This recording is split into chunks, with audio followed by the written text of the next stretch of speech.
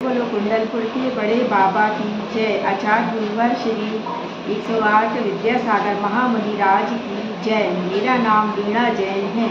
मैं दमोह की रहने वाली हूँ। यह किताब सोने की चिड़िया अंग्रेज लुटेरे महान क्रांतिकारी सुरेंद्रनाथ गुप्त द्वारा लिखी गई है, जो भारतीय स्वतंत्रता संग्राम की कहानी को बताती है। यह किताब उन वीर योद्धाओं की कहानी है जिन्होंने अंग्रेजों के खिलाफ अपने जीवन की खतरनाक संघर्ष किया। किताब की कहानी उस समय के भारत की घटनाओं को दर्शाती है जब भारतीयों का आत्मगौरव लाल रंग में रंगने लगा था।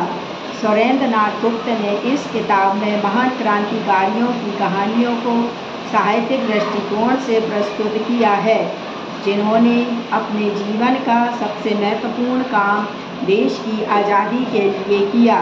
किताब में अंग्रेज लुटेरे और उनके खिलाफ जुटे वीर भारतीयों की कहानी बताई गई है, जिन्होंने देश की आज़ादी के लिए संघर्ष किया। उनकी साहस, बलिदान और संघर्ष की कहानियाँ पढ़कर पाठकों को गर्व और प्रेरणा मिलती है।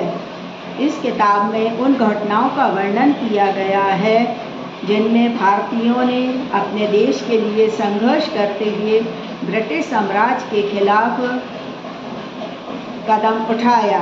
किताब में उन वीरों की महानता और उनके देशभक्ति की कहानियाँ को प्रकट किया है, जो अपने जीवन की सबसे बड़ी खुदाई करने को तैयार थे। यह किताब उस समय की घटनाओं की वर्णन करती है जब भारतीय जनता ने आज़ादी के लिए एकजुट होकर लड़ा और अंग्रेज़ों को अपने देश से बाहर कर दिया। कुल मिलाकर यह किताब सोने की चिड़िया, लुटेरे अंग्रेज, वो महान क्रांतिकारियों की कहानियाँ प्रस्तुत करती है जिन्होंने अपने जीवन का सबसे महत्वपूर्ण काम देश की आज़ादी के लिए किया। यह किताब भारतीय स्वतंत्रता संग्राम की उपलब्धियों को साक्षात्कार करने का एक अद्वितीय माध्यम है।